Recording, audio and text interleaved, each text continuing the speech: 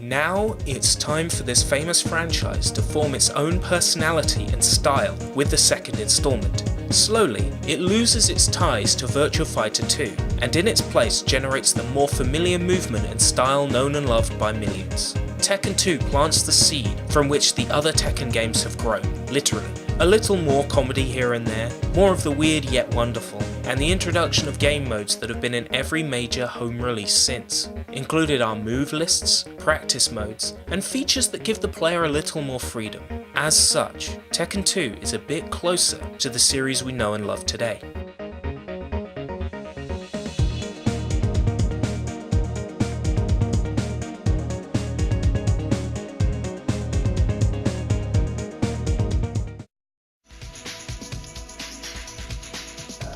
Tekken 2, 1996.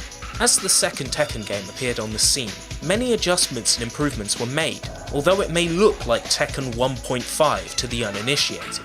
Tekken 2 still reeks of its influences, as characters remain able to jump like they're on the moon. Subtle improvements all around, such as cleaner menus and character portraits on the Versus Mode character selection screen, go a long way towards making the game look and feel more refined. A roster of 25 characters provides a large amount of replay value because each character has their own ending FMV that can be seen by completing the arcade mode with them. This is a vast improvement over the first game, where only the primary 8 characters had FMV ending sequences, and all the unlockable characters had to go without. Some of the characters are costume swaps, but regardless of this, the selection is diverse and interesting. Oh, and on the subject of FMVs, the quality of the models and animations are a lot better. Compared to the videos from the first game, there is a distinct improvement.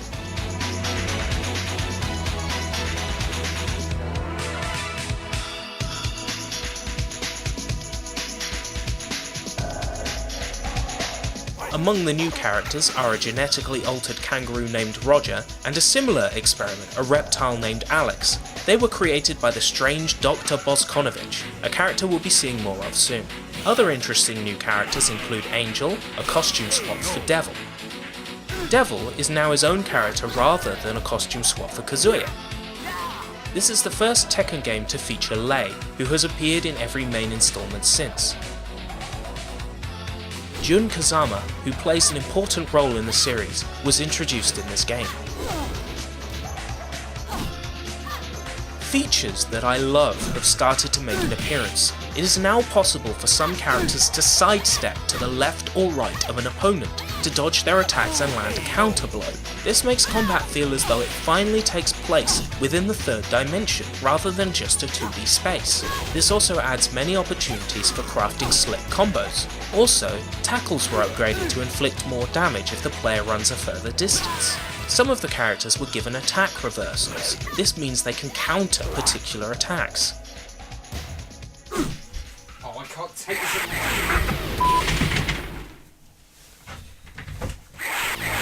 So, Tekken 2. Yeah, out of the two, I think I prefer Tekken 2. Tekken 2. You know, that was a huge leap. The graphics again aren't really much to look at now, but back in the day they were even better than the graphics in the first one, even though they were quite blocky. But the characters, they were better characters. I think the unlockable characters were good as well. And there was like loads of unlockable shit as well. I remember being as a kid, I was really annoyed because Kazuya Mishima was the boss. He was like the final boss character, or one, and you couldn't play as him immediately. And I was really annoyed because he was like one of my favourite characters in the first game, even though Heihachi pretty much has nearly an identical moveset. Yeah, I was really annoyed. Even though Heihachi is pretty much the same. I think the second one's probably harder because, you know, the final boss. I mean, that final boss pretty much set the bar for Tekken bosses that basically all Tekken bosses, like, onwards, had to be cheap as f***. Because that Devil and Angel are insanely cheap. I mean, not only is Devil, like, pretty much got all the... He's pretty much essentially got, like, Kazuya's moveset, and so is Angel. They've pretty much got Kazuya's moveset, I think.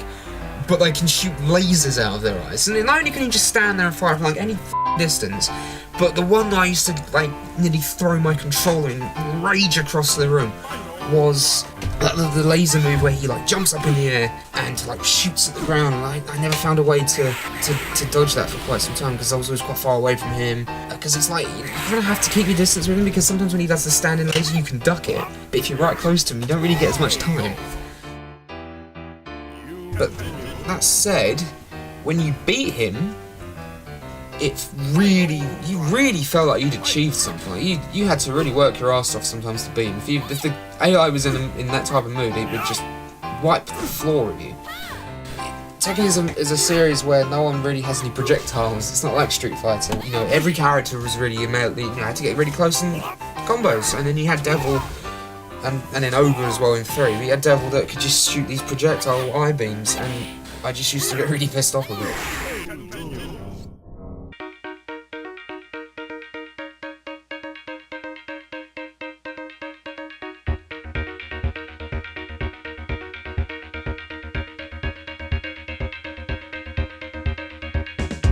And also, I do remember who my favourite character was now. He was an unlockable character, Bake. His combos were absolutely crazy, you know, and immediately I just completely fell in love with the guy. Well, one of my favourite memories about Tekken 2 was playing as Bake. My mum's friend was round, and he used to love playing like fighting games, and he'd come around, and he was staying the night, so I think it might have been a Friday or a Saturday, so we stayed up quite late. My mum was even playing it as well. My mum used to play all these PlayStation 1 games. She actually finished Resident Evil 2 before me, which is depressing. We were basically doing the winner stays on, so, and they played a couple of rounds first, and I think I think Mark might have won. First time my mum would win one, then, because we were just like, trying out characters, and I don't think I'd actually played as Bake yet. I'd unlocked him. I think I'd unlocked everyone at this point, because I'd had it for quite a while. And we were going through trying these different characters out, and then it came up to it was my turn against Mark, who I can't remember, I think it might have been Paul Phoenix, and I decided to choose Bake because I hadn't played as him, and I thought, why not? And then and then I won about, I think it was 30 matches in a row because they couldn't touch me. I kicked their ass for 30 matches because I figured out pretty quickly that, that move where Bake kind of like knocks them up in the air, I could do that and then just juggle the hell out of them. So, I didn't just do the same move constantly, not like what I said before about Kazuya. I was trying out different moves. I just love his fight. His fighting style was just awesome. Really fast kicks, that kind of stuff. I think I got to about 10, maybe 15 matches in. It could have been less than that. And my mum won't let say I'm out. She's like, I can't beat you. I'm out. But Mark, because I was the one that usurped him, he was determined. He was like, no, I'm beating him. I just remember Mum saying, "You're not gonna do it." I was like, no, I'm beating you. I can do this. Trust me, I can do it. I got this. So, and then 15 or 20 rounds later, had beat me. I remember one was like, he was trying all these different characters as well. I think he might have even used Devil at one point, but obviously I got so close, he couldn't even get a chance to use that beam attack because I just kick him in the face. But he's using all these different characters, and there was at one point, I think it was maybe like between 2 or 3 in a row, I got perfect every round. But he didn't give up until much later, and he kind of put the controller down and said, I give up, you win. So that was a really good memory because it was still a lot of fun, and it was fun because my mum was just like, laughing the whole time because he wasn't getting angry, but he was just getting so determined because he was convinced he could beat me. And a couple of times he nearly did, but I just managed to pull it out, which made it even better. But yeah, the bosses were definitely the improvement. All the characters, even though the starting characters were better, the bosses were great because they were a lot more difficult. Especially I remember Bruce. Bruce could kick the oh, he could kick your ass. I think it was like, did he have a combo where he'd knee you? If you got those 2 knee strikes and then that kick, that would be like half of your health gone, and even more so. Again, I might be remembering this wrong, but man, he could. Oh, jeez, he could kick your ass.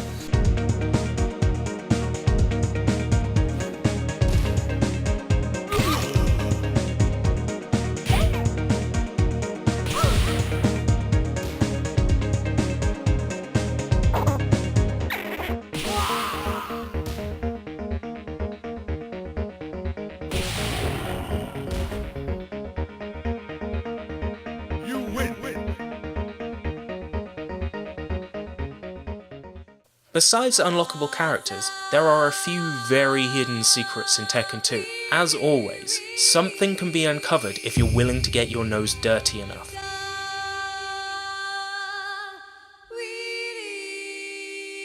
If Tekken 2 is inserted into a CD player, an audio track can be listened to. The song is very vocal based and has a taiko drum hitting away in the background. While I was rendering some of the assets for this series, I had a look through the Tekken 2 instruction manual for inspiration and ideas. To my surprise, I stumbled across 2 hidden messages. They are very hard to translate because of the deliberately garbled font. At first I thought it was gibberish, but then I started to make out certain words. I soon realised that the 2 messages are in fact super secret hidden cheat commands. Words cannot express how awesome you feel when you don't use GameFAQs or the Nintendo Power of the Day to discover something hidden like this. Games nowadays come with 3 or 4 page manual telling you that the full manual is online, but Tekken 2 has secrets stashed away in the manual. Remember when developers used to do cool stuff like this? The first message reads, hold select to super deform. As the hint implies, holding select at the character menu and keeping it held down as you select your character enables you to fight as a super deformed version of that character. I can't believe that over the 5, maybe 6 years that I've had this game, I didn't even find this cheat until now. Here's what all the super deformed versions look like.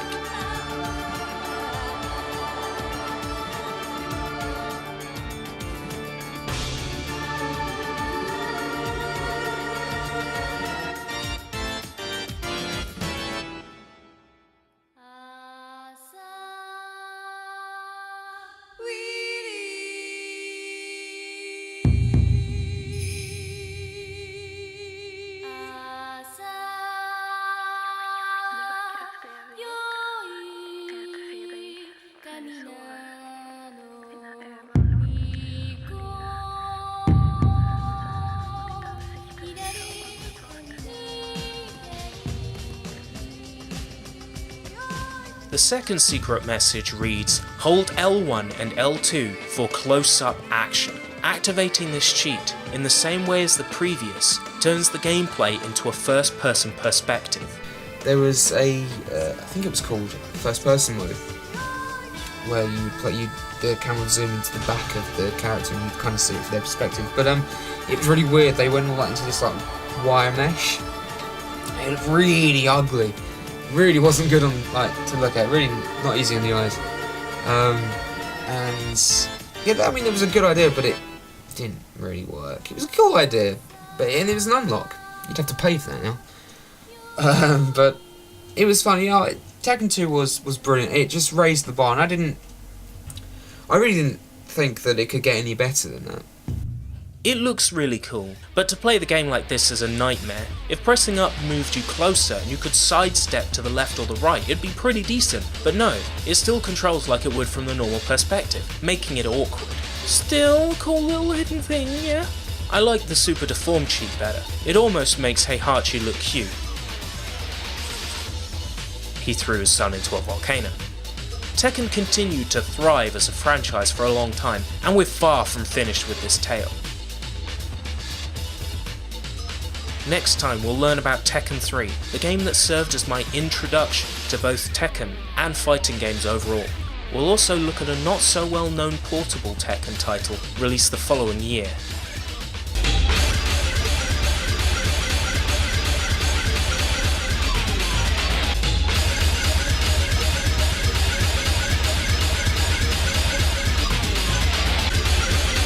You lose. 7, 6, 5, 4, 3, 2, 1. Game over. Your kung fu is strong, Pond Skipper, but the Tekken fighters are stronger.